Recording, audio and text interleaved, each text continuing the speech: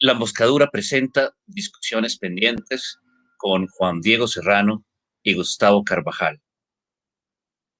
Hoy hablaremos de la pena de muerte en el hecho de irse al bosque, de emboscarse, esto es, en lo que en adelante llamaremos emboscadura. Contemplamos la libertad de la persona singular en este mundo. Además de esto, es preciso describir la dificultad, más aún, el mérito que hay en ser en este mundo una persona singular, de Ernest Ginga, La Emboscadura.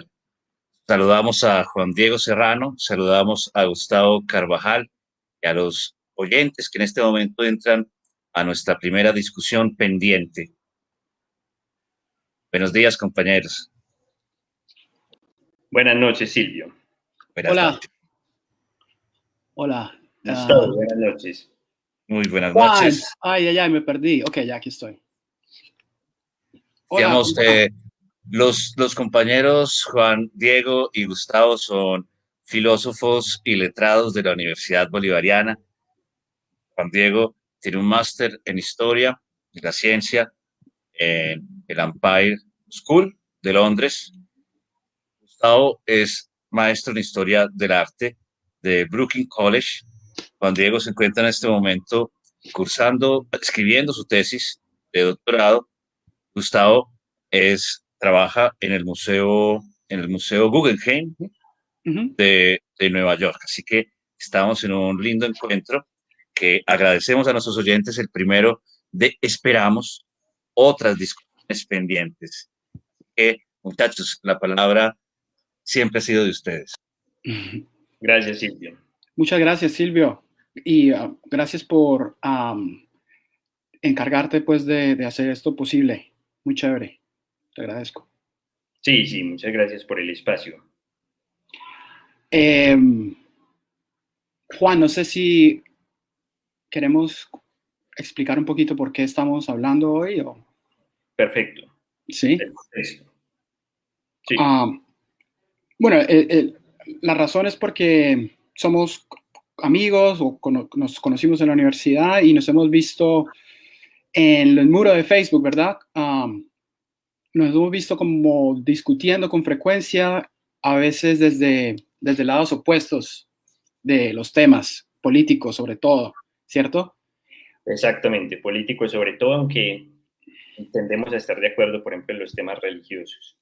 Claro, nos encontramos o nos comulgamos en ciertos asuntos y en otros estamos diametralmente en lados opuestos. Y yo creo que una cosa que yo siento que nos une es, y lo quiero mencionar, pues, es el espíritu de Christopher Hitchens, ¿verdad? Al que los dos admiramos mucho y su filosofía sobre este asunto del debate y eso, ¿no? O de la conversación. Total, pues primero que todo, aunque haya muchas diferencias, también hay un respeto mutuo que pues permite este tipo de encuentro.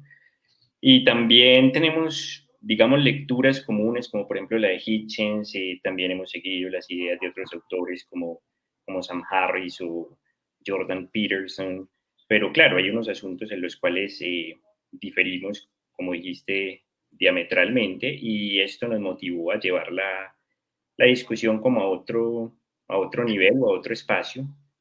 Sí, y para mí en lo personal en parte porque escribiendo en el muro de Facebook, ese tipo de comunicación así fragmentada y escrita no tiene el mismo efecto.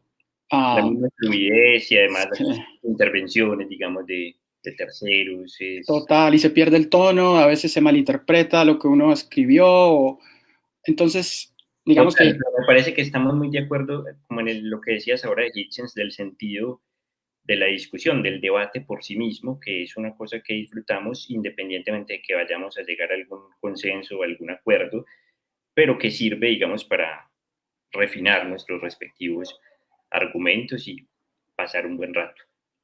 Totalmente, sí, estoy de acuerdo en eso. Yo veo esta conversación como una extensión de nuestros intercambios ahí en el Facebook, que aunque se acaloren a veces, son siempre con respeto y porque nos conocemos además. Claro, eso es muy importante porque son temas que son muy polémicos y tampoco se pueden discutir con cualquier. Y claro, y el ambiente actual de la cultura occidental está es muy caldeado y la gente se apasiona demasiado. Yo también, pues a todos nos pasa. Es inevitable, sí. Bueno, Juan, entonces habíamos quedado en que yo voy a comenzar como con mi parte. Me parece. Entonces, principalmente esta conversación en Facebook, yo creo comenzó también con un poco con, no vamos a hablar de Colombia, pero comenzó con una noticia de hace poco tiempo donde el presidente Duque quería o propuso una pena de cadena perpetua para los violadores de niños, ¿verdad? Y ahí fue cuando empezamos nosotros como a conversar desde los lados opuestos. Yo, por supuesto, yo estoy en contra de las penas de cadena perpetua y por supuesto de cadena de muerte. Sí. Y quiero entonces empezar muy rápido, digamos, exponiendo los dos puntos principales que yo vengo a presentar.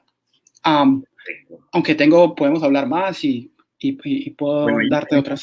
Gustavo, una cosa aquí importante y es que vamos a tratar conjuntamente la pena de muerte y la cadena perpetua, porque yo creo que ambos estamos de acuerdo en que son penas equivalentes en su severidad, ¿cierto? Sí. Bien entiendo tu postura, o sea, te opones a las dos y digamos, crees que de pronto nadie merece este tipo de penas extremas, ¿cierto? Conjuntamente, ¿cierto? Conjuntamente. Bueno, vamos a hablar de eso, sí. Bueno. Vamos a hablar de eso, vale. Entonces, para comenzar, se me había ocurrido algo y ahí que está Silvia también escuchando.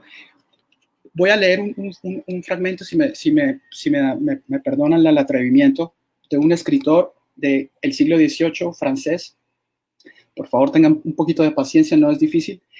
No les voy a decir quién es, a ver si de pronto ustedes logran adivinar, pero creo que es poco probable que adivinen quién es el que habla aquí. Entonces voy a leer el fragmento y por favor les ruego paciencia. Bueno, entonces dice: de tales principios nace la necesidad de hacer leyes benignas y sobre todo de suprimir para siempre la atrocidad de la pena de muerte, porque la ley que atenta contra la vida de un hombre es impracticable, injusta, inadmisible. No se trata, como lo explicaré más adelante, de que no haya una infinidad de casos en los cuales, sin ultrajar la naturaleza, y es lo que demostraré, los hombres reciban de esta madre común la entera libertad de atentar contra la vida de sus semejantes. Pero resulta imposible que la ley obtenga el mismo privilegio, pues fría por definición, se yergue inaccesible ante las pasiones que pueden legitimar en el hombre la cruel acción del asesinato. El hombre recibe de la naturaleza impresiones que hacen perdonarle esta acción. La ley, al contrario, siempre opuesta a la naturaleza y sin nada recibir de ella, no puede ser autorizada a los mismos extravíos. Si no tiene los mismos motivos, es imposible que tenga los mismos derechos.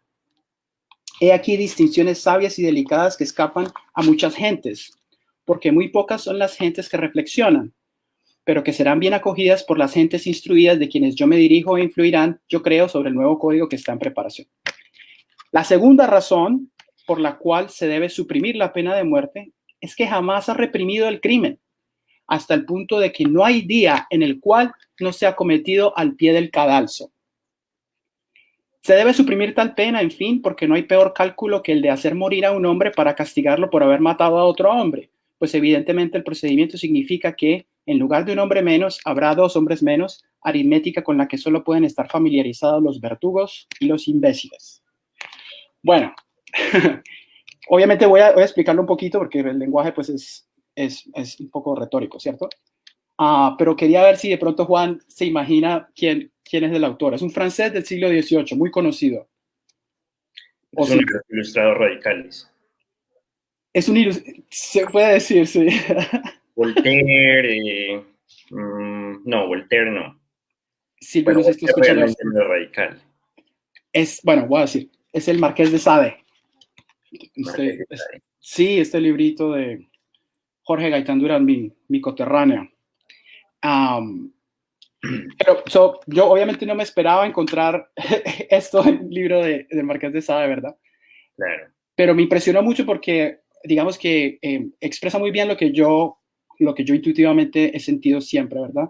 Y entonces, para aclararlo muy, muy rápido, y es la idea de que si bien los hombres están sujetos a las pasiones y pueden llegar a matar, eso estamos de acuerdo, y además él mismo dice, está muy bien que lo hagan, la ley es lo opuesto a la pasión del hombre, ¿verdad? La ley debe ser fría y no puede tener los mismos privilegios o los mismos extravíos, como dice él, que el hombre que está nublado por la pasión, ¿cierto? Y esa es una posición, yo creo, muy, muy ilustrada, muy del Enlightenment. Entonces, ese sería el primer argumento. Y el segundo es que no hay forma de probar que de verdad mitiga o morigera las ganas de cometer crímenes, porque como dice él aquí muy bien, no hay día en que no se cometa un crimen al lado del cadalso, ¿verdad? Entonces imagínate en el siglo XVIII una ejecución pública de algún criminal y en la multitud hay siempre un ladrón que los está, o sea, nadie se está sintiendo, ¿cuál es la palabra? Digamos, la eficacia disuasiva de esas penas. Total, sí, total. Entonces, ese es mi caso. Es tu provocación, sí. Sí, pero yo creo que están claros sí, claro. los argumentos, ¿cierto? Claro. Y puedo elaborar sobre eso un poquito, si quieres, más adelante. Claro, yo creo que me pareció un buen punto de partida. Yo pienso que podríamos estar de acuerdo, por lo menos parcialmente, en el segundo punto, ¿cierto? Tendríamos que ver una correlación importante entre la implementación de estas penas y, digamos, la disuasión que esto genera en potenciales criminales. Yo pienso que eso es una cuestión abierta, totalmente legítima, que no está clara, ¿cierto? Porque si eso fuera totalmente, pues si eso fuera cierto, digamos, en los estados de Estados Unidos donde está implementada la pena de muerte, entonces tendría que haber una correlación entre eso y menos criminalidad y todo esto. Pero yo creo que diferimos más en el primer punto, ¿cierto? Porque el primer punto se refiere a que la ley, bueno, la ley tiene que tener, sí, estamos de acuerdo en que esa ley tiene que tener esa frialdad y esa imparcialidad, pero que tiene que estar por encima de esas pasiones. Y yo creo que este es un tema en el que hemos chocado mucho, porque normalmente en las discusiones me he dado cuenta de que tiendes a poner, digamos, como en el mismo paquete la justicia y la venganza.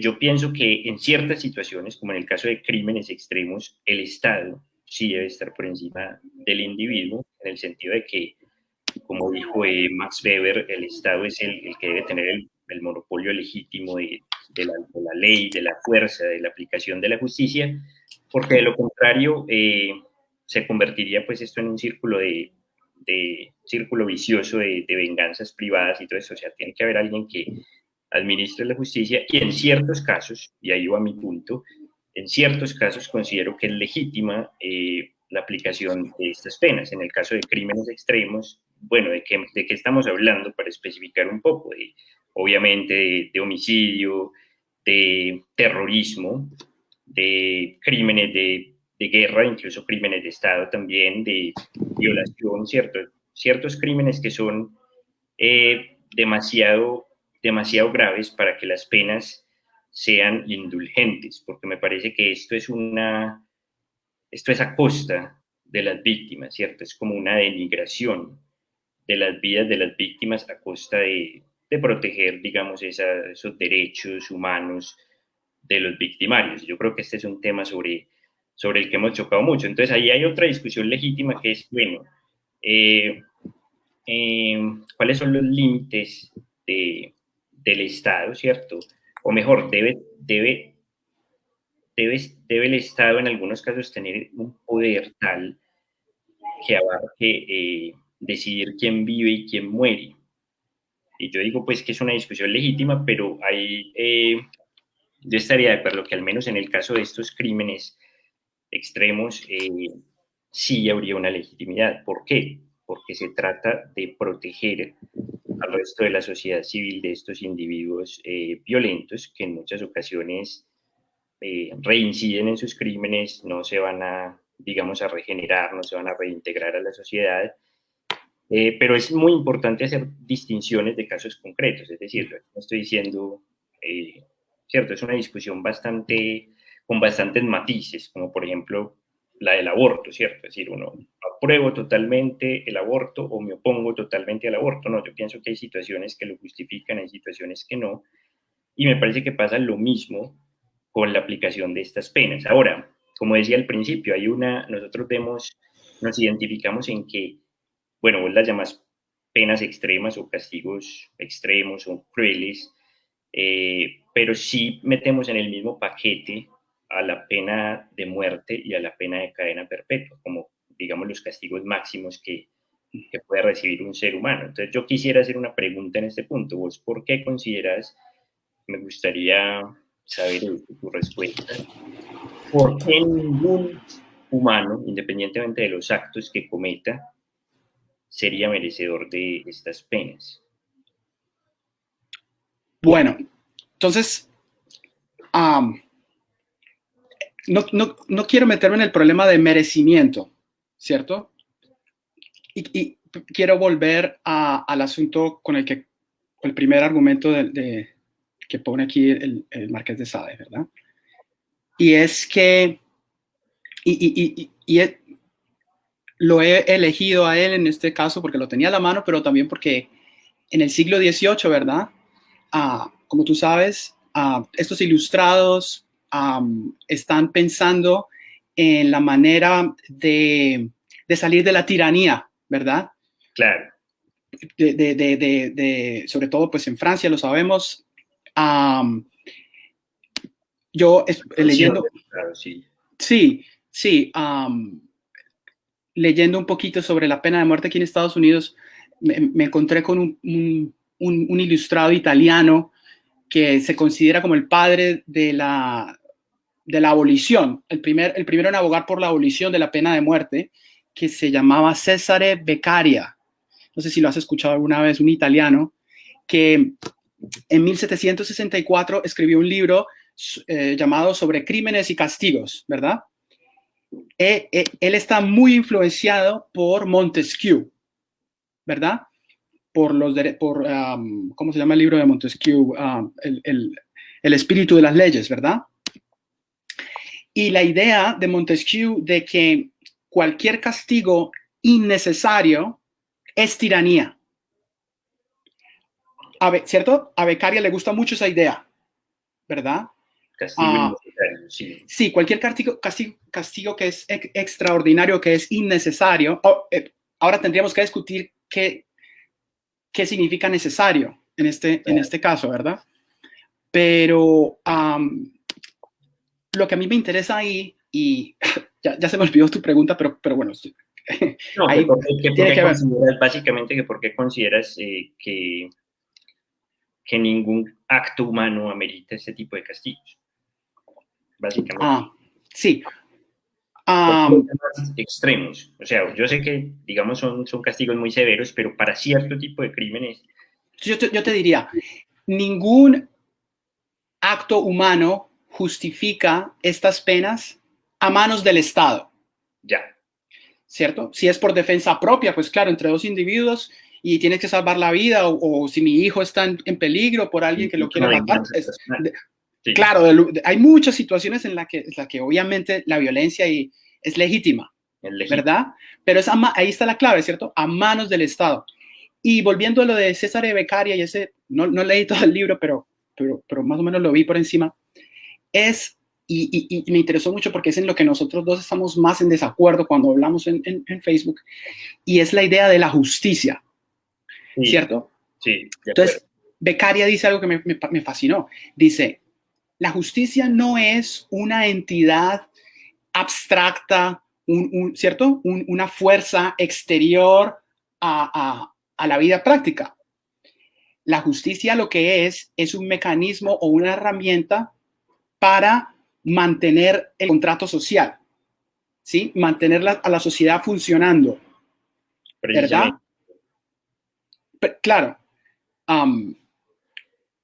Pero tiene sentido eso que te digo porque... Pues, si no estaría bajo eso mismo que estás diciendo, justificado el Estado, digamos, al separar esos elementos que pondrían en peligro eso, ¿cierto? Esa armonía, digamos, de la sociedad, separarlos definitivamente de la sociedad, sea ejecutándolos o encerrándolos de por vida. Casos concretos, ¿cierto? Por ejemplo, no sé, los criminales de guerra nazis, los terroristas, porque me parece que hay también algo simbólico en las ejecuciones, por ejemplo, de los juicios de Nuremberg, ¿cierto? Es como decir algo, lo que ustedes hicieron es tan grave que ustedes no merecen hacer parte de la humanidad, ¿cierto? Ustedes no merecen hacer parte de la sociedad civilizada. Algo que expresa incluso Hannah Arendt cuando habla del juicio de Eichmann, ¿cierto? ¿Por qué vamos a querer compartir la tierra con usted? Si usted y los suyos no querían compartir la tierra con nosotros, los judíos, ¿por qué nosotros vamos a querer compartir la tierra con ustedes? Por eso usted debe ser colgado. ¿Cierto? La reflexión que ella hace, ¿cierto? ¿Por qué debe morir Eichmann?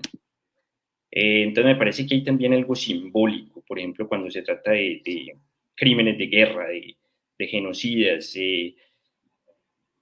porque yo no veo, o sea, aparte de que son miembros de la especie humana, y por supuesto en eso lo compartimos con ellos, no veo mucho más, ¿cierto? Yo veo que es gente que no tiene ningún respeto, ninguna consideración por la vida humana, ninguna empatía por la vida humana.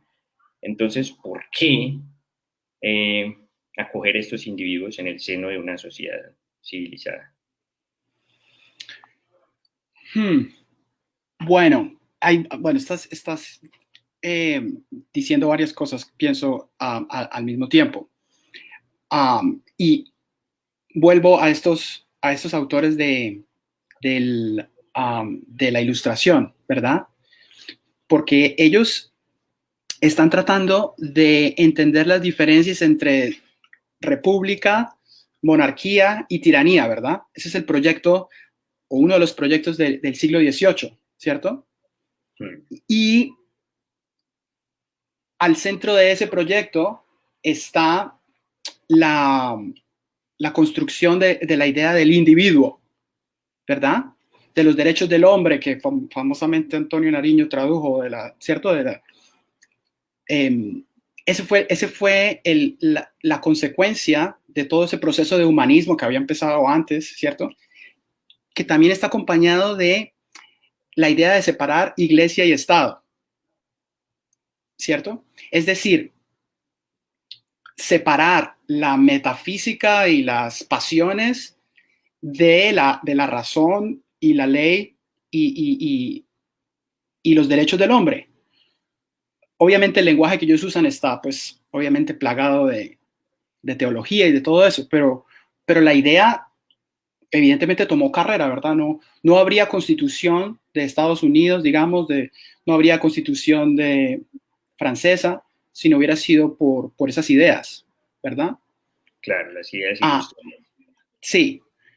Entonces yo no quiero entrar, digamos, en,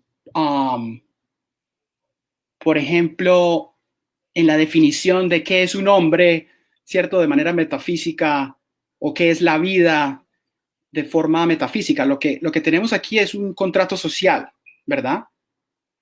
En el que el conjunto de la sociedad, ¿cierto?, trata de controlar las pasiones de los individuos que cometen excesos, ¿verdad? Claro. Pero yo veo una contradicción muy grande si en ese esfuerzo de controlar los excesos, la ley misma se dejara llevar por esas pasiones que está tratando de amainar, de apaciguar y de controlar, ¿no es cierto? ¿Consideras entonces que sí, que el Estado no tendría esa legitimidad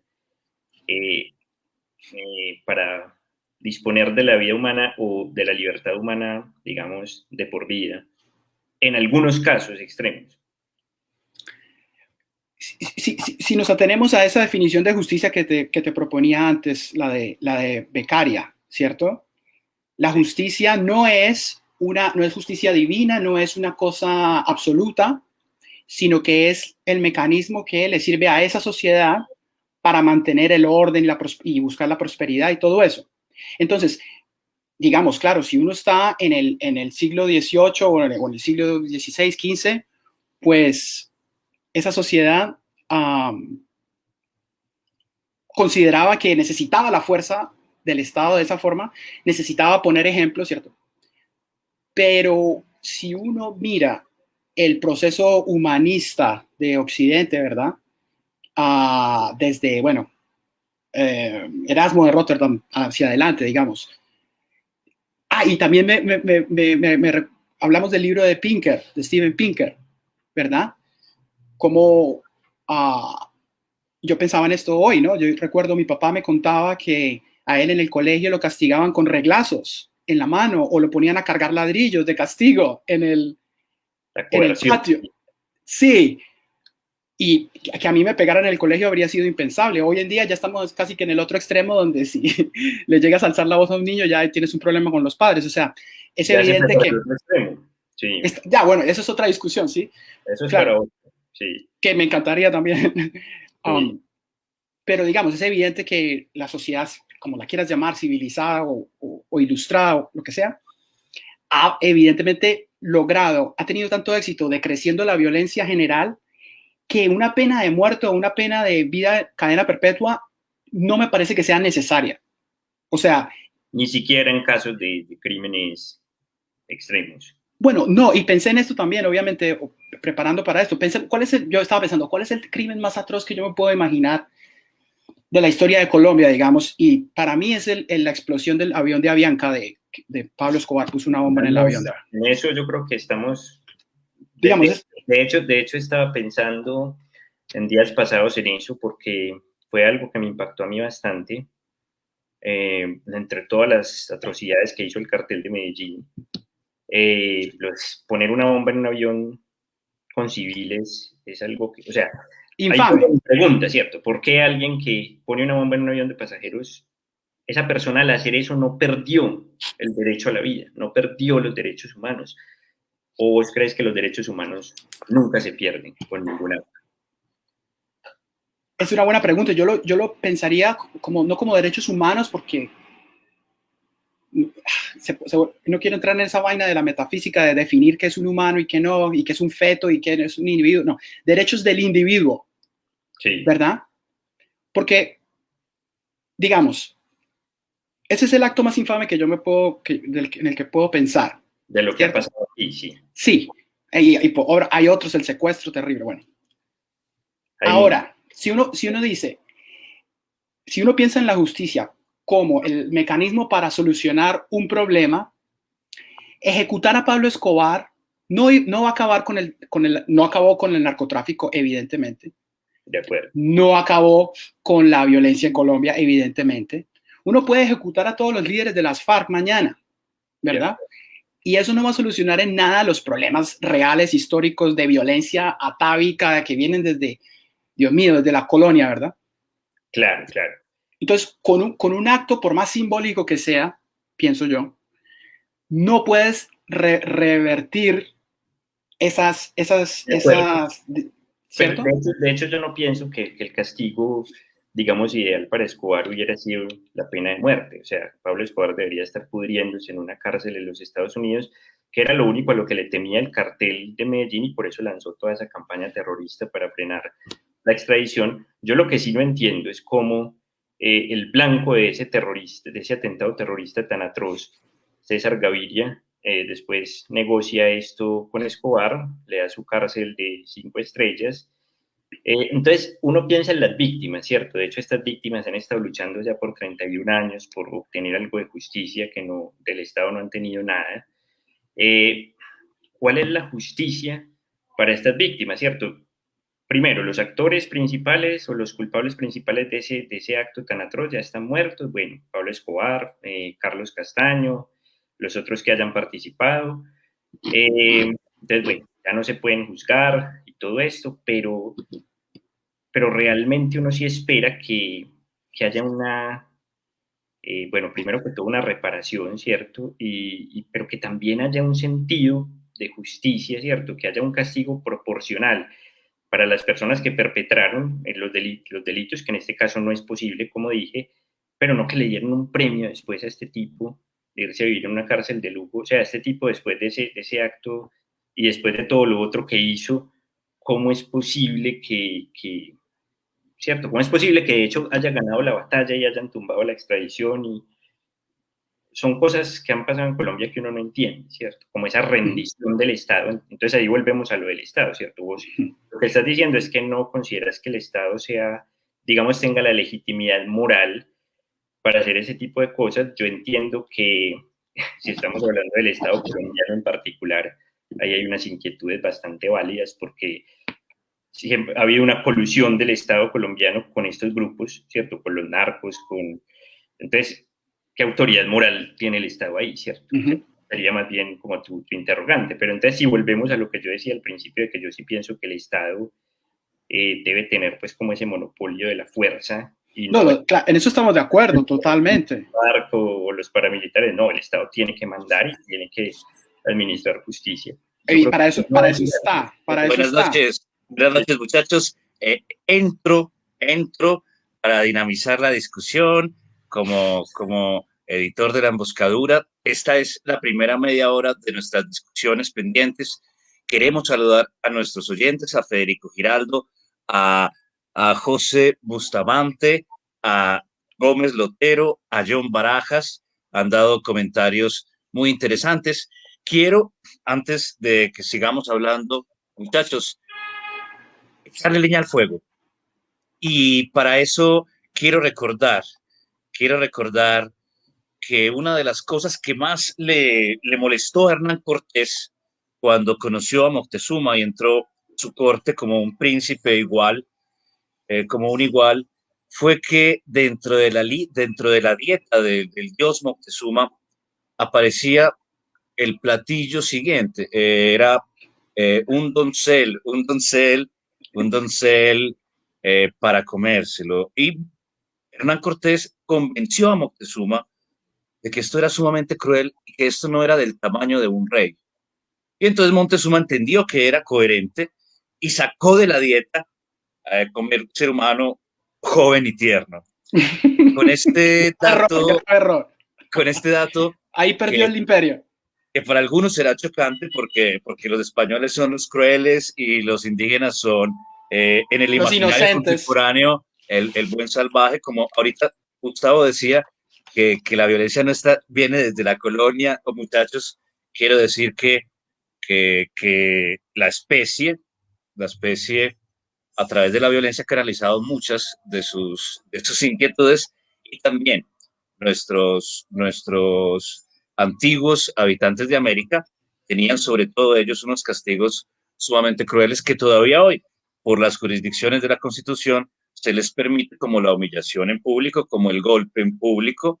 Y de hecho, muchos de los ciudadanos que obedecen al pensamiento occidental, cuando ven estas tribus llenos de pasión, dicen, deberíamos aplicar esto también nosotros, cuando en realidad nuestro sistema de justicia, aunque no lo queramos creer, es sumamente avanzado.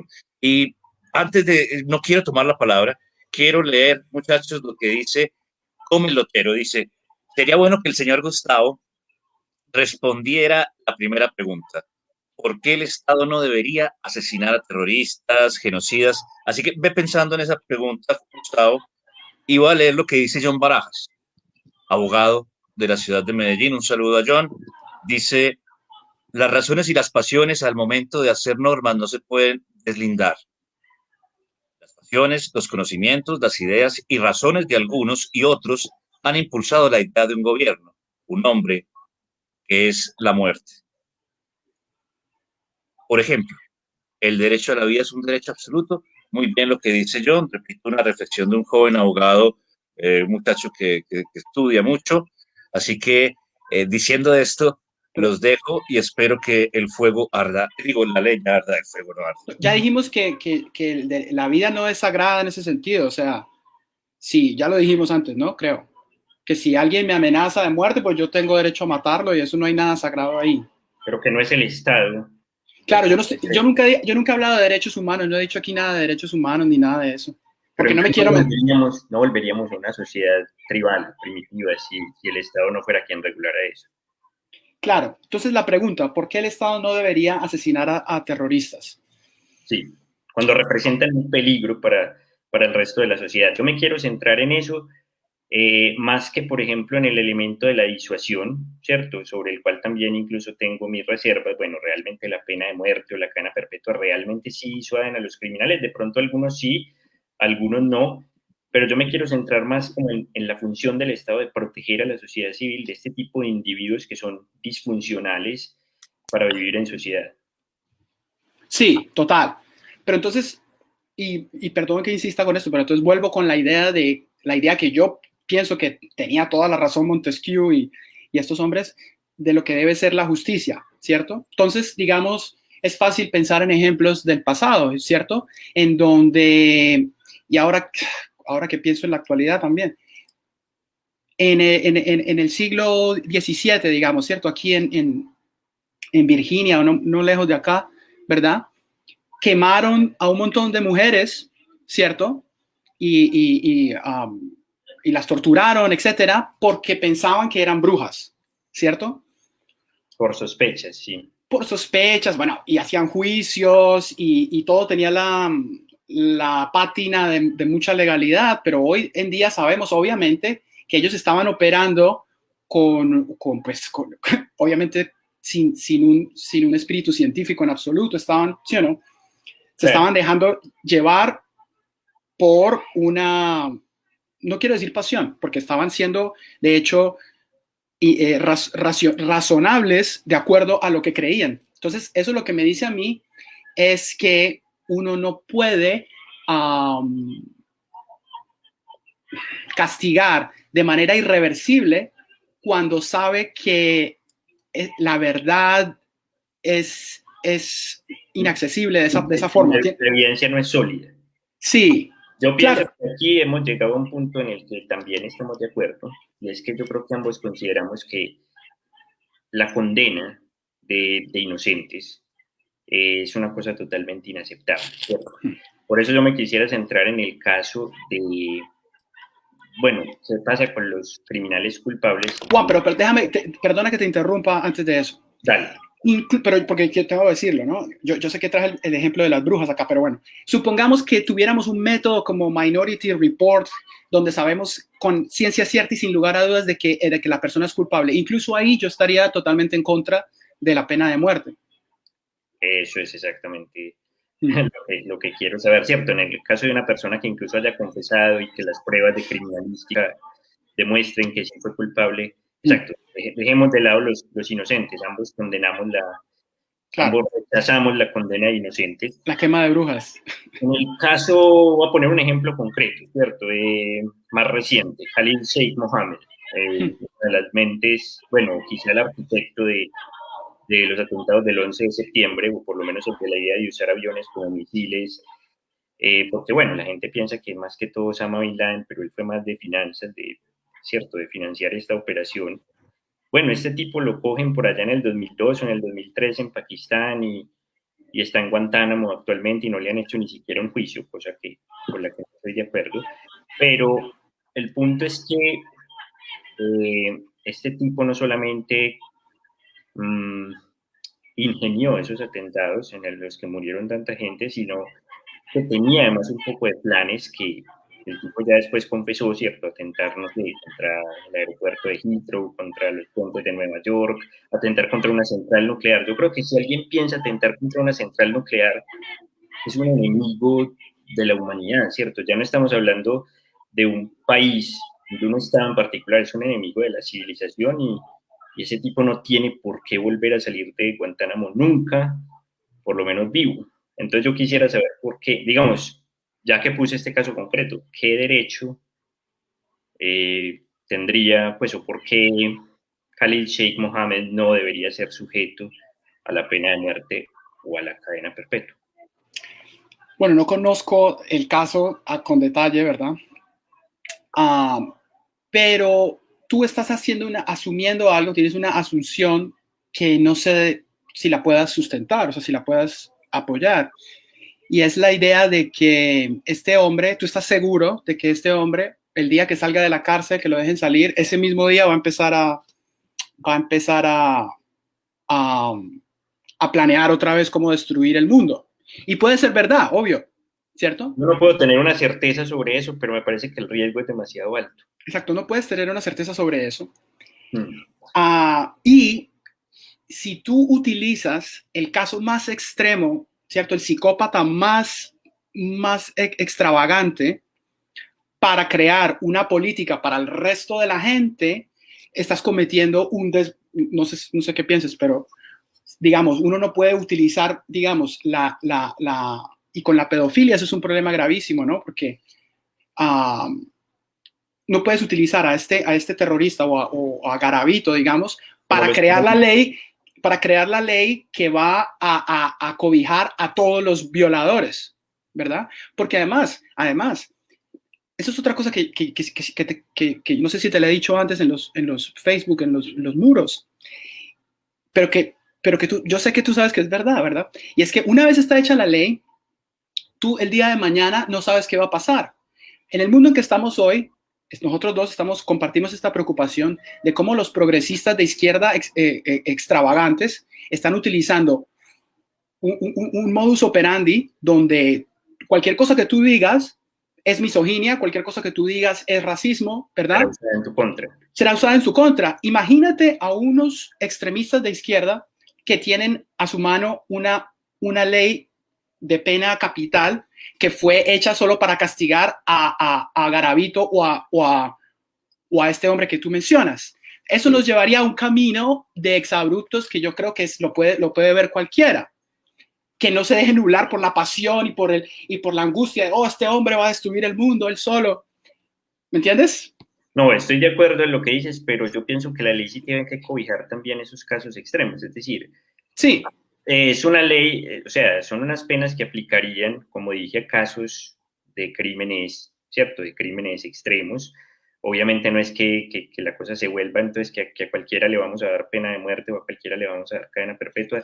Tendría que haber una estipulación de crímenes son si flota, es una bruja.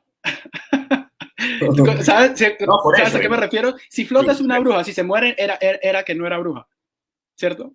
Sí, claro, no, pues ahí la importancia de la solidez de la evidencia es crucial, ¿cierto? Pues digamos, trayendo otro caso, pues el de estos asesinatos, que reavivó tanto el debate de la pena de muerte en Estados Unidos, el caso de estos asesinatos en Connecticut en el 2007, que es de los niños. De los niños, exacto, de una intrusión domiciliaria, ¿cierto? En el que estaba una familia tranquila en su casa, entran dos tipos, al tipo lo golpean y queda malherido y entonces violan y matan a una de las hijas y a la señora y a la otra la queman viva, es decir, los quemaron a todos, solo sobrevivió el señor. Esto incluso llevó a esta discusión y resultó pues en la abolición de la pena de muerte en el estado de Connecticut, pero obviamente las víctimas quedaron bastante decepcionadas con esto porque buscaban justicia para esos criminales y se sienten, digamos, defraudadas. Bueno, estos tipos finalmente les conmutaron la pena de muerte por cadenas perpetuas y en ese caso, pues yo estaría de acuerdo con vos en que me parece igualmente severa, ¿cierto? Lo que diferimos es que no pensás que de pronto estos tipos hayan sido merecedores de ese castigo. Yo sí estoy seguro de que... No quiero, pero es que no quiero hablar de merecimientos porque eso ya es el plano subjetivo. Digamos, ¿quién se merece el Nobel de literatura? Pues bueno, ahí están los ganadores del Nobel, pero la discusión sobre si se lo merecieron o no es infinita, ¿verdad? Pero hay unos méritos, ¿cierto? Unos méritos que hicieron. Claro. Pero el merecimiento me parece también no sé cómo decides el merecimiento. No hablemos del merecimiento. Volvamos a orientar como yo había dicho antes, o sea, no tenemos la certeza, como dijiste, ¿cierto? No tenemos la certeza de que si estos tipos, digamos, quedan libres, vayan a hacer otra atrocidad de esas. Pero me parece que el riesgo para una sociedad es demasiado grande y entonces aquí estamos poniendo en riesgo a más gente, ¿cierto? Al soltar Claro. eso, entonces digamos, hay una asimetría entre los derechos de estos victimarios y los derechos de las víctimas, porque el ponerlos en libertad puede poner en peligro a otra gente, incluso niños. Entonces, Sí. es mejor no tenerlos encerrados para siempre o ejecutarlos. Ese sería, pues, como mi Entonces, claro, y obviamente estoy familiarizado con este argumento. Entonces, digamos, esos hombres que mataron a esa familia, y estoy pensando en otro caso ahorita, justo el caso aquí en Estados Unidos de este hombre Dylan Roof, un supremacista blanco que entró a una iglesia en Charlotte, North Carolina, y mató a unos feligreses que estaban rezando porque eran negros, ¿cierto? Y creo que a este hombre lo van a ejecutar, no sé. Pero si la pregunta es, ¿qué es lo que más le conviene a la sociedad? ¿Cierto? No lo que le conviene a la víctima particular, ¿cierto? Que eso lo podemos discutir también después. Sí. Pero si lo que quieres es proteger a la sociedad y obviamente progresar y avanzar,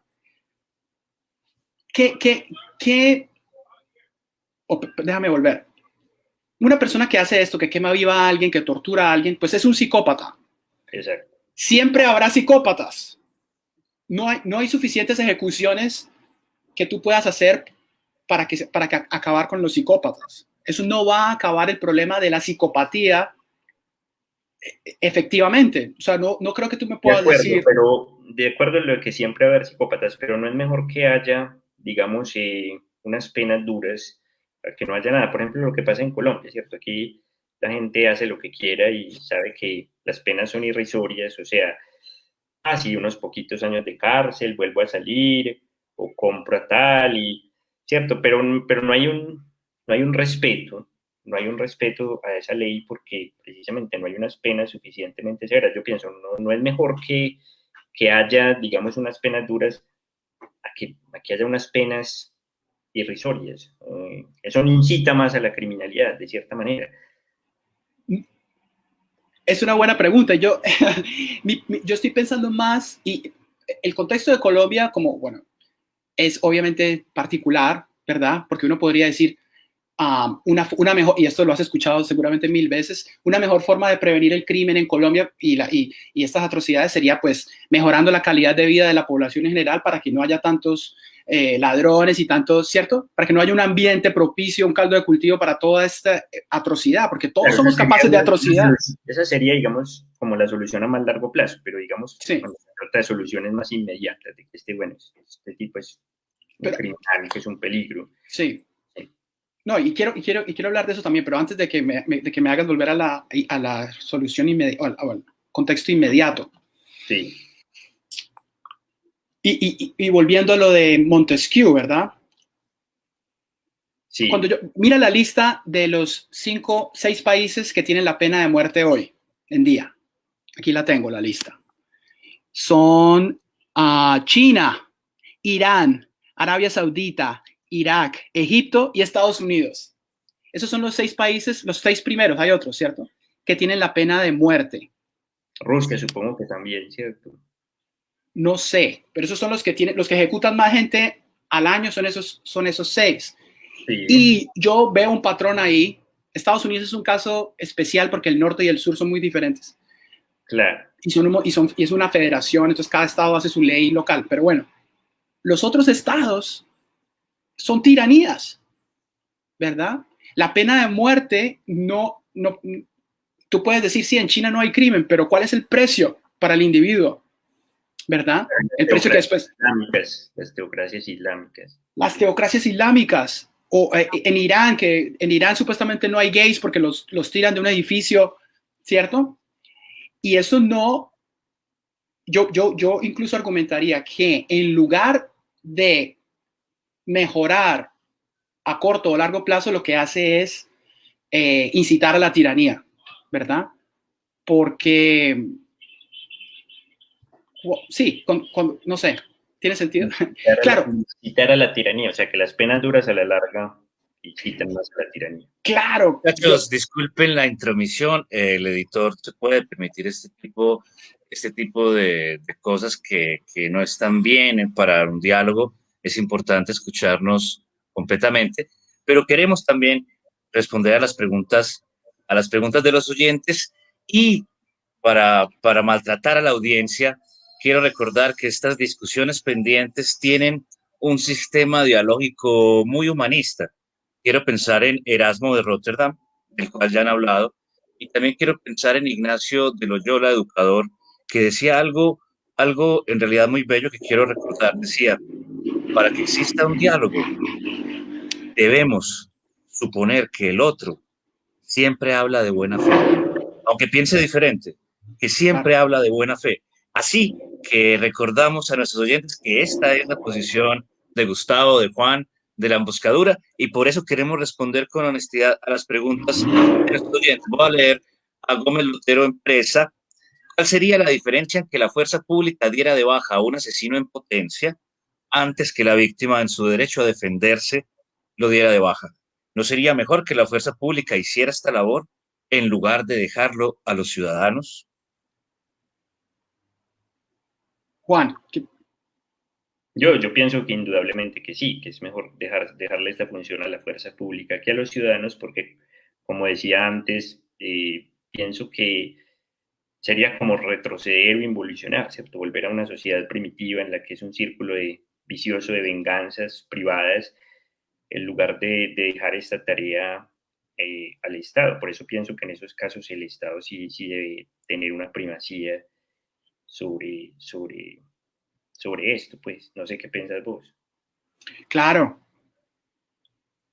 Claro, la policía obviamente es la representación del contrato social, ¿verdad?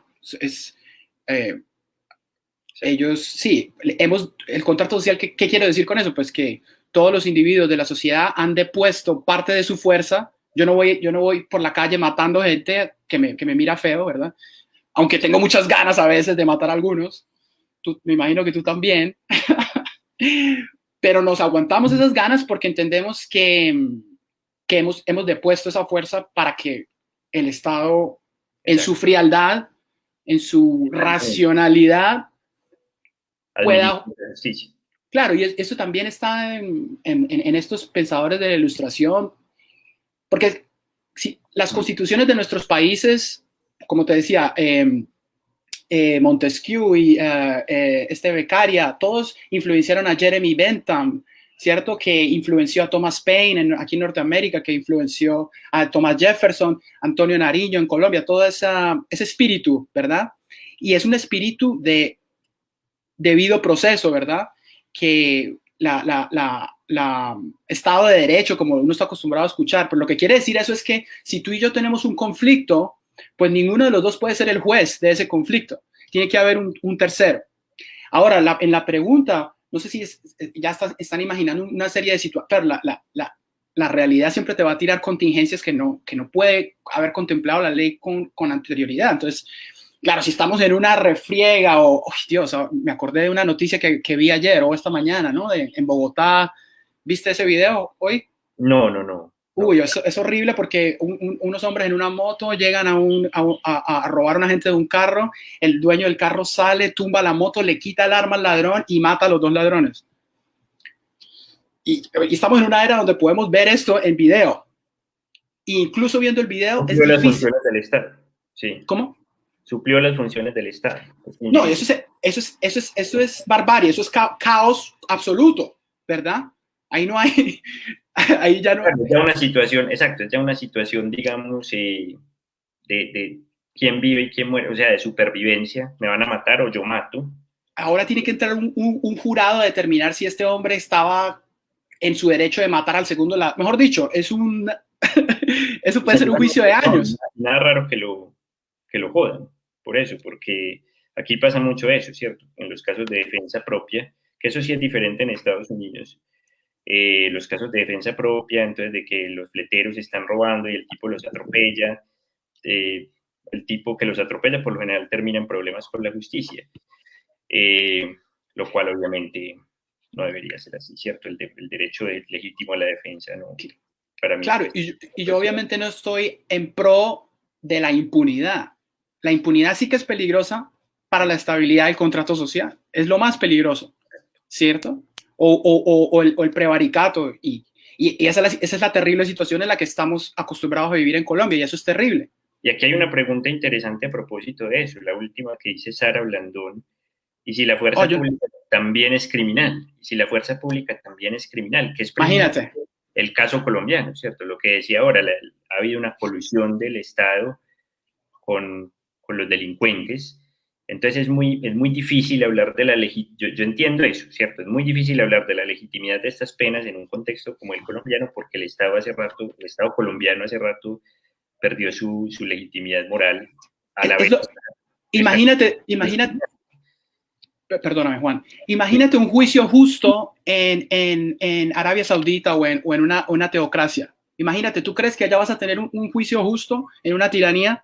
No. La tiranía es el otro extremo opuesto al caos absoluto del Wild West, el oeste, donde cada quien mata, todos andan armados y que es como más el contexto al que estamos acostumbrados, ¿cierto? Gustavo, no, termina. No, eso era. No, es que ya que hablamos de teocracia, me surge una cosa que me parece interesante y seguramente vos también, porque también has leído Hitchens. Bueno, Hitchens se exponía a la pena de muerte, ¿cierto? Lo llamaba sacrificio humano. Pero es bastante interesante porque en sus últimos años, y pues principalmente después del 11 de septiembre, que Hitchens escribe estos libros, al igual que Sam Harris, al igual que Richard Dawkins, ¿cierto? Y estaba a favor de la invasión de Irak. Y por eso fue muy criticable, estaba a favor de la invasión de Irak, de Afganistán. Y me llama la atención algo que dice, que apunta a lo que estamos discutiendo creo que es su última intervención en esta gran discusión, que a mí, pues yo creo que es la favorita de los cuatro jinetes, con Dawkins y con Harris y con Dennett, donde el hombre dice, pero todo lo que estamos discutiendo aquí, todos nuestros argumentos en pro del secularismo y contra la teocracia, esto no es relevante. Nosotros tenemos un chance de ganar la batalla contra la teocracia solamente porque Estados Unidos está combatiéndola, solamente porque nos respaldan las fuerzas militares de Estados Unidos, ¿cierto? Es decir, más allá, digamos, del plano intelectual de la discusión, hay una cosa como ya de urgencia, ¿cierto? Realmente, ¿cómo se va a ganar esta batalla? Porque aquí eso es algo también en lo que estamos de acuerdo, ambos nos oponemos a la teocracia, o sea, con esta gente, con cierta gente, ¿cómo se puede, digamos, dialogar, razonar, ¿cierto? Con los talibanes, con los yihadistas en general. Y Hitchens... Con los progres. Con los progres también, ¿cierto? Con los fascistas de derecha, con los fascistas de izquierda, sí. De acuerdo. Entonces, es también como esa pregunta, ¿cierto? Bueno, Hitchens se opone a cualquier ejecución por parte del Estado, pero sí estuvo de acuerdo con los bombardeos de Afganistán y de Irak, también dirigidos por el Estado. O sea, en ese caso sí vio que era legítimo bombardear a esta gente, ¿cierto? Y se quedó solo casi en esa... Claro, porque Hitchens era un tipo, digamos, tradicionalmente de la izquierda. Comunista, él creció en el Partido Comunista, se formó. Él lo dice, cuando hace esta afirmación sobre las fuerzas militares de Estados Unidos, él dice, estoy seguro de que esto que voy a decir es considerar una posición demasiado paradójica entre los de mi bando, ¿cierto? Así que como una locura lo que voy a decir, pero realmente los argumentos de nosotros aquí no tienen peso, lo que tiene peso es la Fuerza Aérea de Estados Unidos en ganar esta batalla contra la teocracia. Muy realista. Y claro, y el argumento de él me pones a pensar pues, en un asunto muy común en filosofía, discutir la necesidad y la suficiencia, ¿sí? Lo que es necesario y lo que es suficiente. Entonces yo pienso que la postura de Hitchens en ese momento es que él pensaba que era necesario, pero sabía que no era suficiente para acabar con todos los terroristas o para acabar con la teocracia, no, pero que en ese momento él lo sentía necesario. Y quiero conectarlo con la frase de Montesquieu, que citaba este hombre Beccaria, que todo castigo que no sea necesario es tiranía, ¿verdad? Entonces, tú tienes que, yo creo que ya vamos a terminar, creo, pero lo que es en que no sean, digamos, necesarios. Exacto. En eso es lo que no podemos ponernos de acuerdo en que sea necesario o no. Obviamente yo digo que no es necesario, que de hecho es contraproducente. Ahora, un violador de niños, otra cosa que dicen los ilustrados, ¿verdad? Es que lo que dice Montesquieu lo dice, el castigo tiene que ser, la justicia tiene que ser rápida y contundente, ¿verdad? Swift, porque si no, entre más tiempo pase ¿cierto? Entre el acto y el castigo, pues pierde la fuerza. Los costos también de mantener a estos individuos, digamos, en cadena perpetua. Claro, y expensas de recursos públicos, ¿cierto? Exacto, sí. ¿Por qué no matarlos de una, sino tenerlos ahí languideciendo durante largos años? Sí. Sí, sí. Entonces, claro, digamos, alguien que uno sabe, por ejemplo, un hombre de 20 años que es pedófilo y que tiene unos antecedentes largos, ¿cierto? Claro, es la responsabilidad de la justicia y del Estado debe ser tenerlo en la cárcel al menos un tiempo prudente, claro, porque o sea, la lógica, yo no estoy sacando la lógica de la discusión, ¿verdad? Nunca haría eso, pero ya podemos discutir, bueno, ¿en cuántos años este pedófilo de 20 años se va a calmar un poco? Bueno, podemos discutir en eso. En Colombia, y esto lo hablábamos el otro día, la pena máxima es 60 años. Eso es una vida completa. Yo no veo... Desde que no empiecen a hacer rebajas, que se portó bien, que se convirtió al evangelio, que entonces le quedan 2 años. Si son 60 años, es una pena totalmente razonable, sí. Pero, o sea, yo también me considero ridículas estas penas, digamos, de Estados Unidos, de que 10 cadenas perpetuas. Absurdo, sí. Por ejemplo, para la Kika, que al parecer ni siquiera tuvo que ver con lo del avión. O, por ejemplo, 2 cadenas perpetuas para Ramzi Youssef por el primer atentado a las Torres Gemelas, más 240 años, por si acaso. Que sí, eso es una cosa absurda, ¿cierto? Eso no tiene como lógica. Era la vaina simbólica a la que tú te referías. Es una cosa simbólica, exacto. Pero sí, precisamente sobre lo que estamos aquí hablando, hay una cosa que me parece también interesante de Hitchens respecto a esto de la pena de muerte versus la cadena perpetua. Cuando él habla del caso de Joseph Fritzl, el monstruo de Austria, ¿cierto? Este tipo que mantuvo encerrada a la hija durante 24 años en el sótano y abusaba sexualmente de ella y lo cogieron ya muy viejo, ¿cierto? Y dice Hitchens, es una lástima que el señor Fritzl no va a tener tiempo suficiente para sentir la pena, ¿cierto? Para sentir la pena porque a él le impusieron una cadena perpetua. Pero entonces yo me pregunto, bueno, y creo que en esto sí estamos de acuerdo nosotros, ¿realmente es tan indulgente la cadena perpetua con respecto a la pena de muerte? O sea, ¿por qué? Pues porque no, sí, no lo ejecutemos, un sacrificio humano no, pero sí encerrémoslo toda la vida. Es que como es muy largo de hablar de todo esto ya, pero el contexto de Estados Unidos, la historia de Estados Unidos, pues yo no es que sea experto en eso ni nada con respecto a la cadena perpetua, pero estuve leyendo un poco y es muy contradictorio porque el primer estado en abolir la pena de muerte en la historia humana fue el estado de Wisconsin en 1850 y algo, right?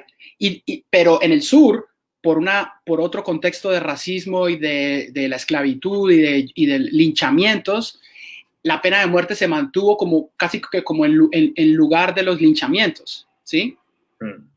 Entonces el contexto es muy loco. Estados Unidos no se puede ver como una unidad en ese sentido. Y se me fue la paloma de otra cosa que iba a decir de lo de Hitchens. Sí, no, de los Hitchens del caso de Fritzl. Sí, pero fíjate, o sea, bueno, es muy difícil porque, digamos, es muy difícil decir, no, es muy impopular decir, por ejemplo, si Hitler hubiera sido arrestado, ¿cierto? Sí. Es el peor monstruo que podemos imaginar. A ese sí lo debían ejecutar o mantener en cadena perpetua, ¿verdad? Previo juicio, como el de Eichmann. Sí. Sí, pero eso, digamos, habría que admitir entonces que hay una cosa que se llama maldad, ¿cierto? Así como hay una cosa que se llama justicia, que está encima de la realidad práctica, que es casi que impenetrable, ¿verdad? Para nosotros, pero que tenemos que legislar sobre esa cosa que no podemos ni siquiera entender. A mí eso me causa mucha duda, mucho resquemor, ¿sí o no? Sí, sí, algo como metafísico, pues. Sí, el mal, entonces Hitler es el mal, es un corazón podrido. Una encarnación del mal, sí. En realidad no es así, en realidad es hay que ver el contexto en que Producto creció. de muchas circunstancias, exacto. Exacto, sus circunstancias históricas y sociales. De pronto tenía una vaina mental también, ¿no? Claro, claro. Y ahí tocas un punto importante, porque por eso es que yo pienso que hay que centrarse en el asunto de proteger a la sociedad de esta gente, más que en el caso, digamos, del castigo por sí solo, o por ejemplo de la disuasión, ¿cierto? Porque, por ejemplo, claro, muchos de estos psicópatas, por deficiencias neuronales, por cuestiones genéticas, por las mismas circunstancias de su vida, porque en muchos de estos casos han sido abusados en su infancia, ¿cierto? Hay toda una serie de circunstancias que es interesante comprenderlas desde el punto de vista psicológico, ¿cierto? Y que si los matas y te deshaces de ellos, no podrías. ¿Cómo funciona la mente criminal? Pero yo pienso que eso es otro asunto, ¿cierto? O sea, yo pienso, sí, es un tema demasiado interesante y llevaría a la pregunta, bueno, si esta gente de cierta manera está obligada por sus condiciones fisiológicas y personales a cometer estos actos, ¿realmente son culpables? ¿Hay que condenarlos? Esa es una discusión legítima. Pero yo digo, hay que ser más, ¿cierto? O sea, cuando un individuo ha hecho este tipo de cosas, pues yo pienso que la prioridad debe ser tratar de proteger al resto de estos depredadores, ¿cierto? Más, sí, interesante comprenderlos, muy interesante, pero hay que protegerlos.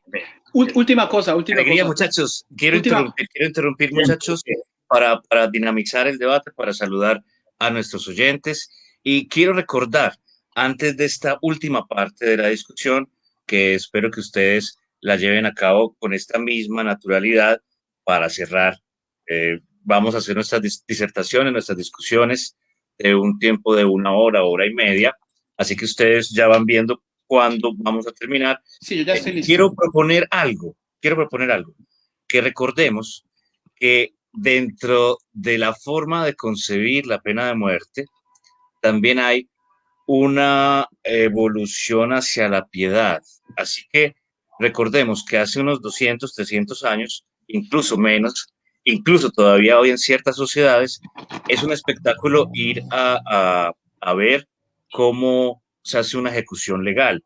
En el medioevo y medioevo tardío eran espectáculos, ferias, como en el Antiguo Testamento nos cuentan, era así, vamos a ver la decapitación con alegría, y se narra cómo incluso en esos escenarios la gente había copulación, había tanto júbilo que la gente culiaba en medio de una ejecución. Imagínense cuál era la relación entre vida y muerte.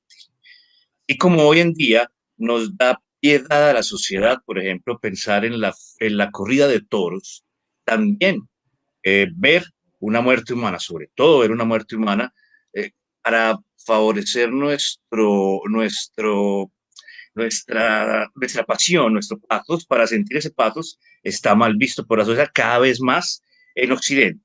Y quiero recordar, muchachos, siempre que en Occidente, porque en otras culturas todavía hoy es un divertimento la pena de muerte, todavía hoy existe, y quizá en cualquier momento en Occidente también cambia, porque todo cambia. Claro, puede volver. Claro, en cualquier momento puede volver. Ese es el peligro que a mí me preocupa.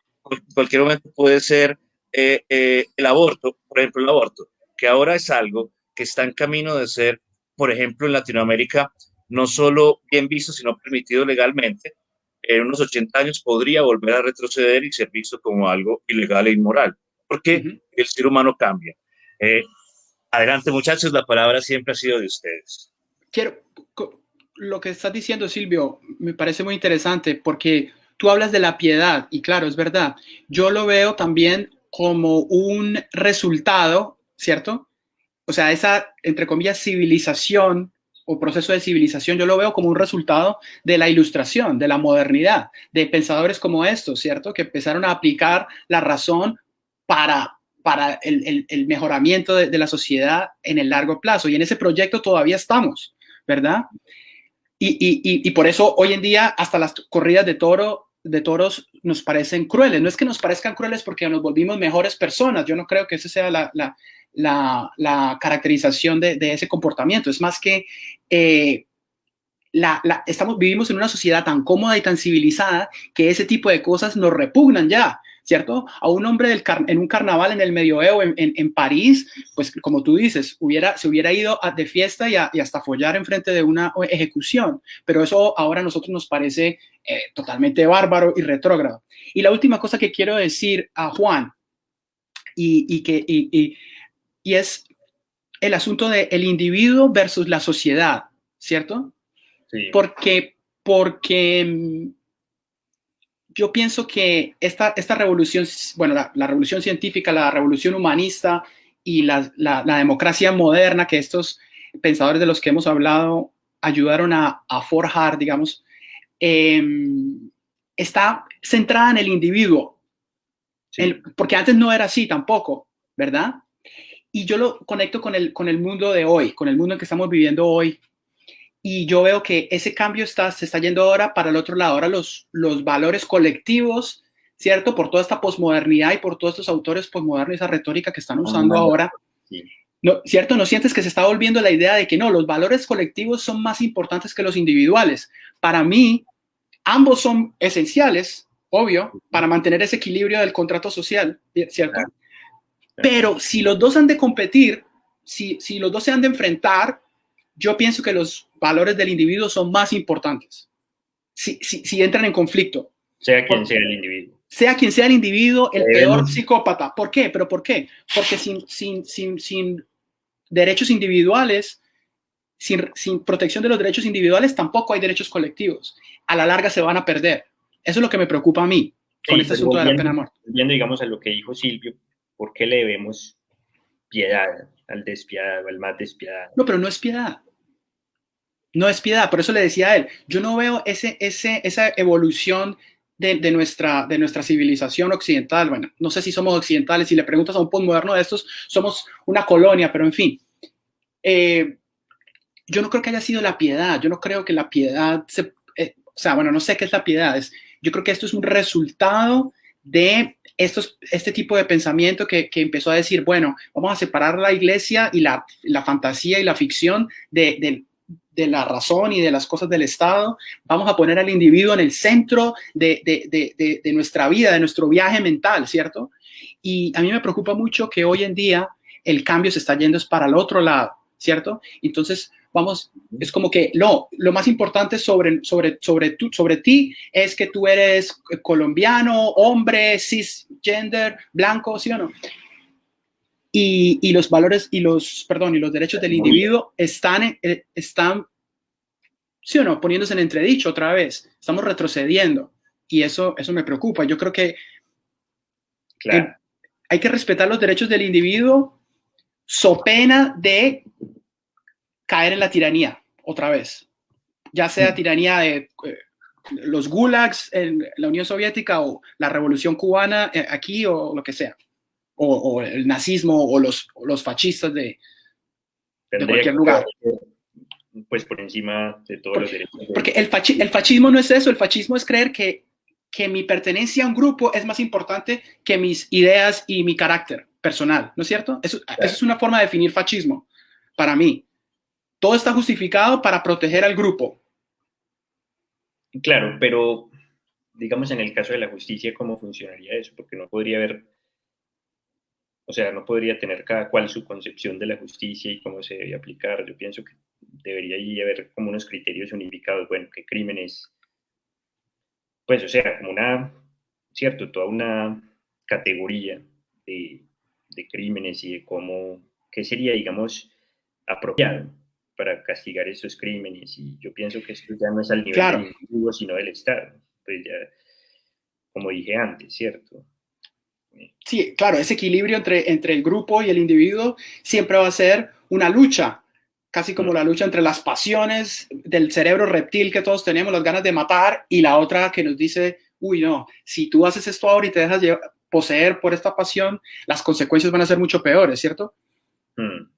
Nosotros también estamos en el interior en esa tensión. Aquí estoy viendo que hay una pregunta, pues una intervención más bien, Paula Rúa. Por esa corrupción y criminalidad del Estado colombiano no es viable ni pensar en penas de muerte, solo serían condenados los más vulnerables de la sociedad. Eso está probado por la historia, ¿verdad? Se apunta a lo que decíamos antes, ¿cierto? Que es muy complicado hablar de esto en el caso colombiano porque ha habido esa confabulación del Estado con los criminales y no hay una legitimidad moral y muy complicado porque, claro, uno se pone a pensar en esta situación, bueno, aquí ponen la pena de muerte o la cadena perpetua y eso, en últimas, entonces, como todo es negociable, ¿cierto? Ah, bueno, entonces yo le doy tanto al juez y entonces condenemos a otro, no me condenen a mí. Obviamente los dos rechazamos ese tipo de, claro. Ese tipo de cosas, ¿cierto? La condena de inocentes. Por eso yo me centraba es en la, ¿cierto? La legitimidad de ejecutar o de encarcelar por vida a una persona que haya sido comprobada culpable y que haya confesado y todo, pero en eso diferimos, ¿no? Que vos decís que incluso si es culpable, no, estas penas no serían pues como razonables. No, y a lo que dice Paula, eso la historia lo ha mostrado en muchísimas ocasiones, ¿no?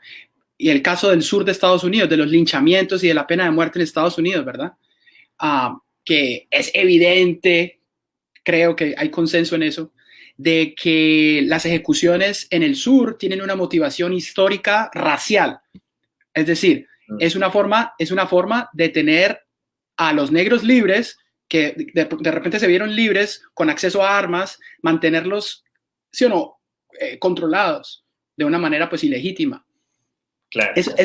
Eso siempre va a llevar a la tiranía. Yo creo que promover la pena de muerte, promover los castigos de vida en la prisión, por sí mismos es un camino hacia la tiranía. Esa es mi tesis final.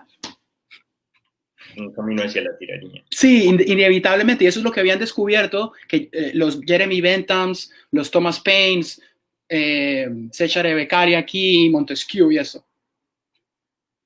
¿Vos qué pensarías que sería, digamos, como, no sé, viable, por así decirlo, en el caso colombiano?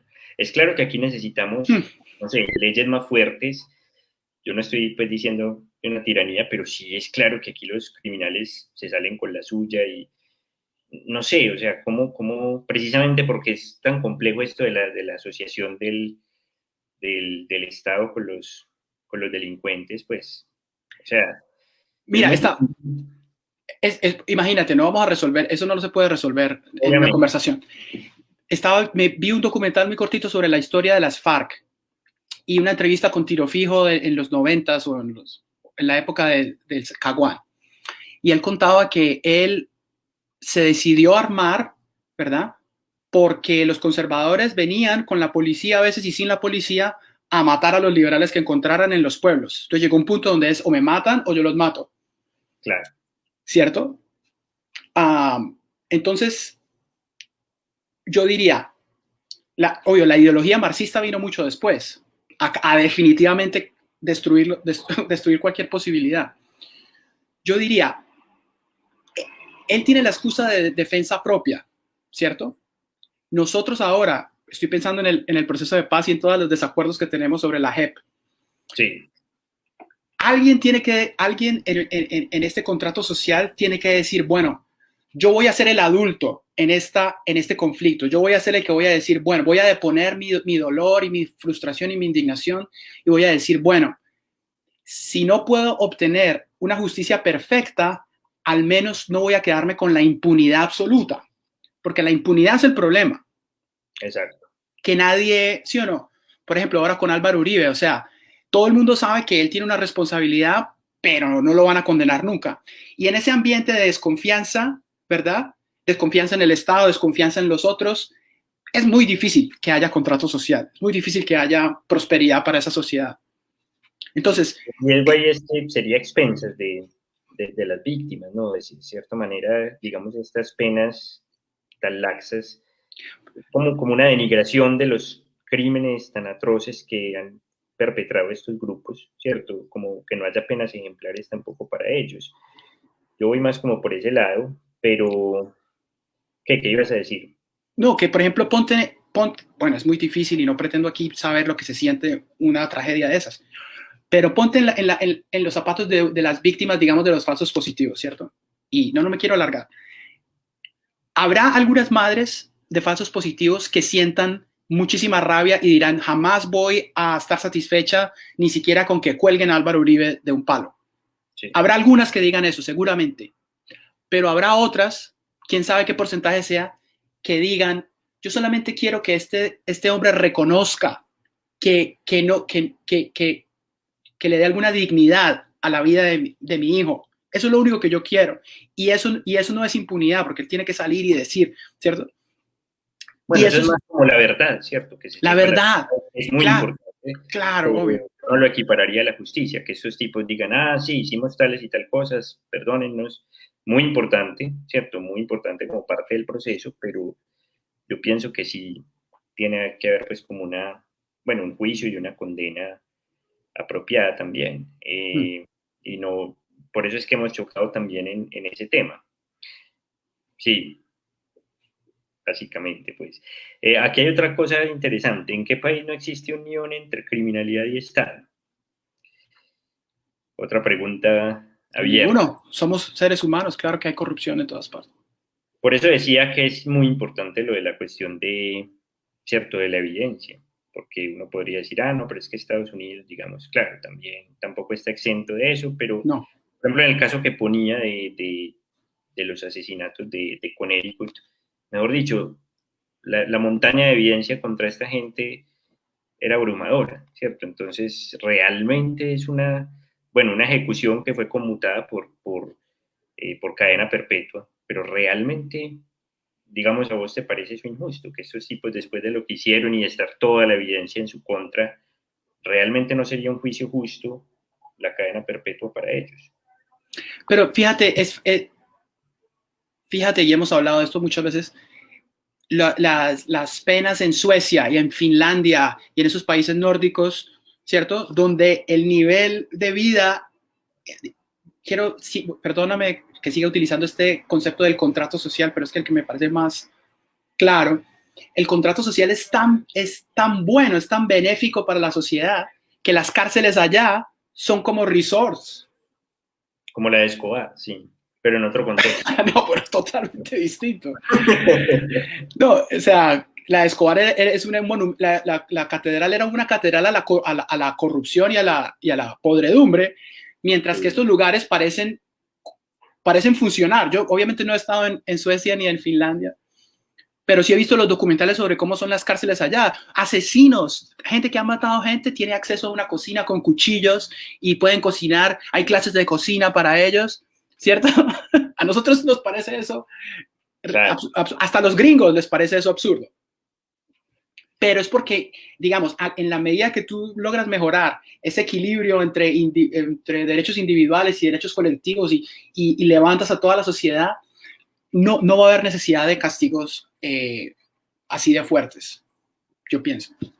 ¿Pero lo decís en todos los contextos o solo en el contexto, por ejemplo, de estos países más civilizados? O sea, ¿no crees que en Colombia habría necesidad, digamos, de castigos más fuertes?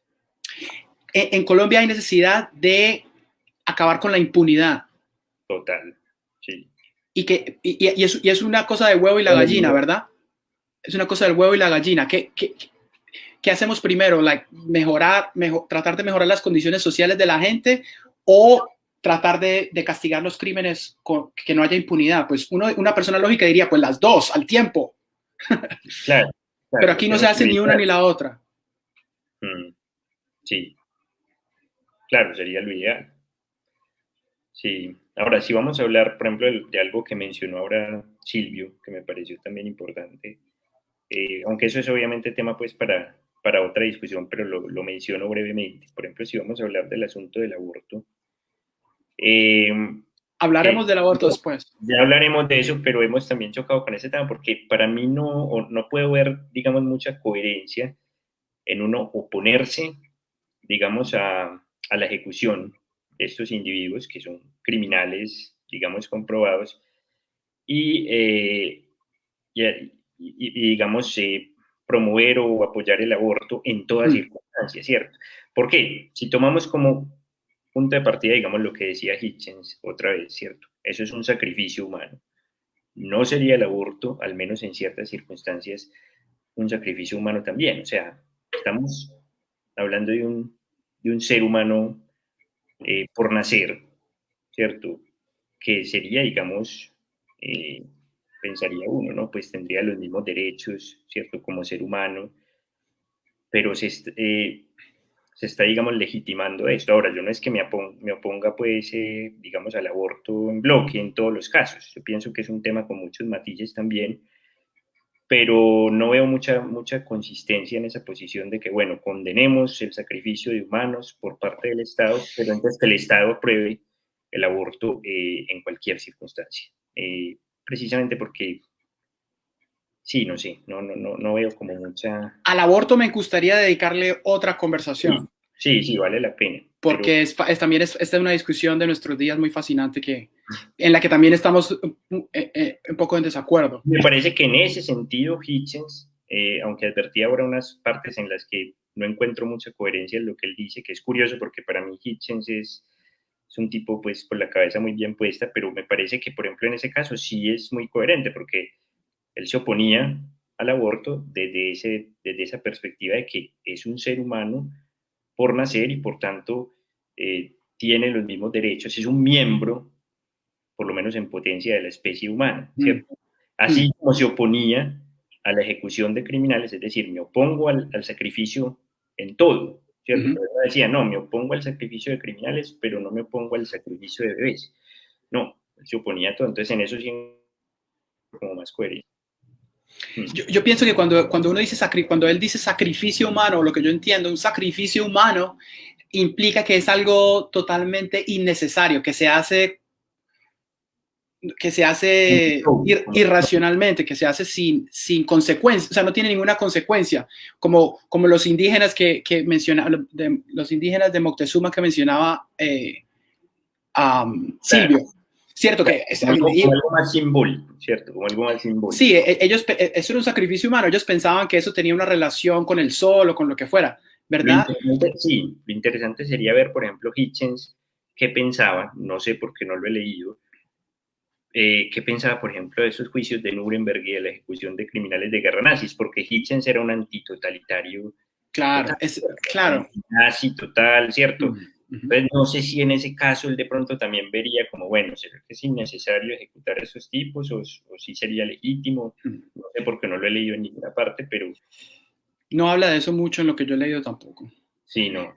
Porque yo creo que la conversación del aborto la podríamos dejar, como se dice, ahí puesta, porque yo pienso que a diferencia del sacrificio humano del que habla Hitchens, el aborto no es un sacrificio humano en el mismo sentido, o sea...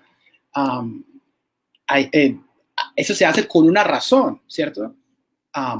Hay otro individuo ahí involucrado, no sé. No quiero decir, no descarto, pues. Hay otro individuo, pero exacto. Hay otro individuo de derecho, como dicen los abogados. Hay dos individuos de derecho, no es solamente el feto bebé, ¿cierto? Yo no creo que esté muy claro cuáles derechos tiene un feto y si son los mismos derechos que tiene un individuo que ya está en la sociedad.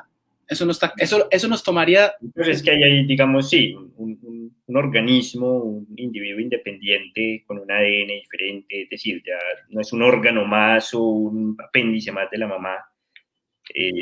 Evidentemente es un individuo diferente, claro, con ADN ya, sí, total, eso es irrefutable, eso nadie lo refuta, pues, eso nadie lo discute. Pero claro. yo creo que está bien dejarlo ahí por mi parte. Claro, eso lo podemos dejar para una posterior discusión que sí sería pues más extensa. Puede ser, digamos, el punto de partida, porque pues como ese punto de contacto ahí con lo del asunto de la pena de muerte. Buenas noches, Alegría. Qué buena discusión hemos tenido, qué buen diálogo, más que discusión, desde el fundamento de la filosofía, un conocimiento que se crea entre varios, que se crea entre dos, en este caso, somos tres ya, pero somos muchos más. Y que como decía también en el Evangelio somos legión. Muchachos, quiero saludar a José Arteaga, compañero de Oh, estudios en filosofía. Dice José, el manto del Estado fue el que cobijó y exoneró de culpa a los que antaño juzgaron y condenaron con exceso, a los cazadores de brujas. claro. Siempre poético, José.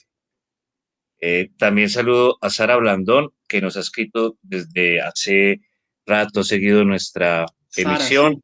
a Paula Rúa, que ha comentado con precisión su punto de vista, y Hola, quiero leer Paula. esta última. Saluda, Paula. Hola, Paula, qué bueno que estés con nosotros. Esos, saludemos a nuestros oyentes. Dice Paula, muchachos, hagamos una última discusión sobre este comentario de Paula, que acaba de enviar en este mismo momento. Sí, Paula, estás conectada con nosotros, existe la psicomagia, como hablaba Jodorowsky. Qué lindo usar, muchachos, estos medios de las redes sociales para tener conversaciones psicomágicas. Quiero también pensar en mis estudiantes a los que quiero enseñar que hay otras formas de discusión diferentes a las de peinar al otro, diferentes a las de la vanidad. Y esta es una discusión desprovista de vanidad que se puede tener porque también somos amigos y la amistad es un fundamento del diálogo. Dice Paula, ¿quién sería más apto para ser condenado a la pena de muerte? ¿El que mata a una persona o muchas? ¿O el que viola una o más personas? ¿El que vende bazuco y daña a miles de personas?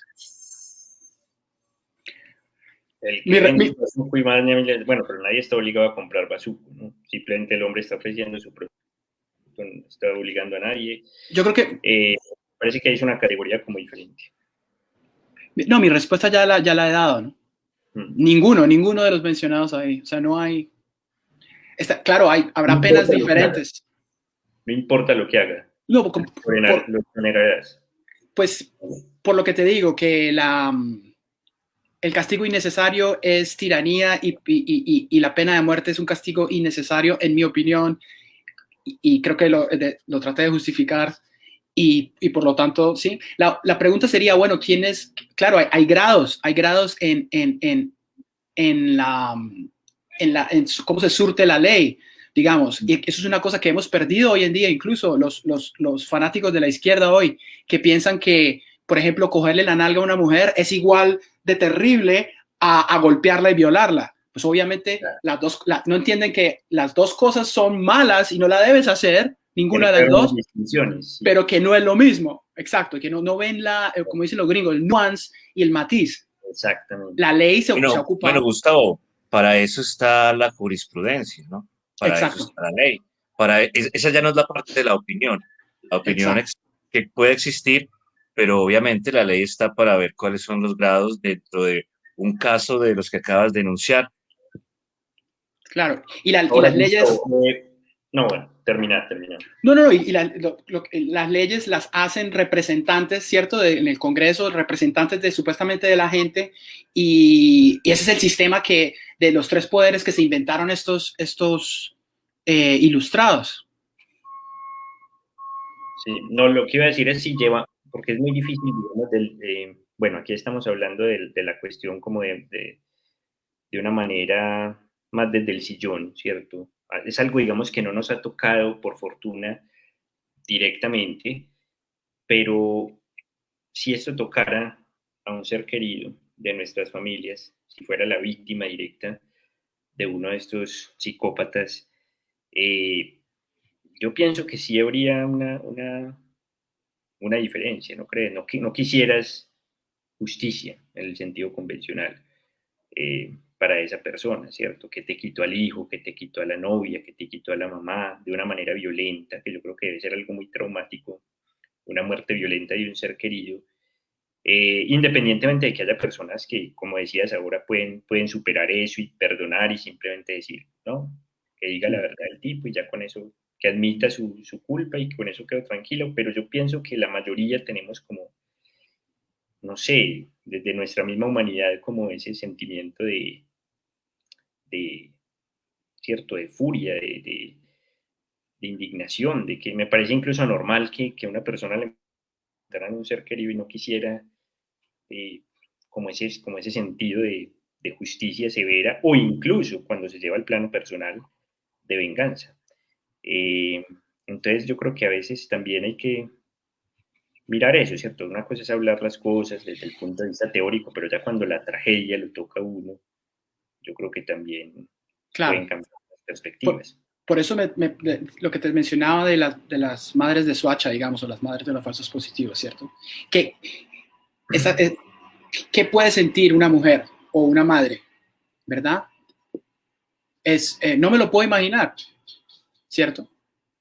La pregunta que yo me estoy haciendo aquí no es esa, en realidad, sino qué es lo más conveniente para la sociedad en el mediano largo plazo y en general. Sí, ya mirándolo a un plazo más largo. Sí, mirándolo con la... Y aquí la emboscadora me dice que quiere recordarme que no todo nació en la Ilustración.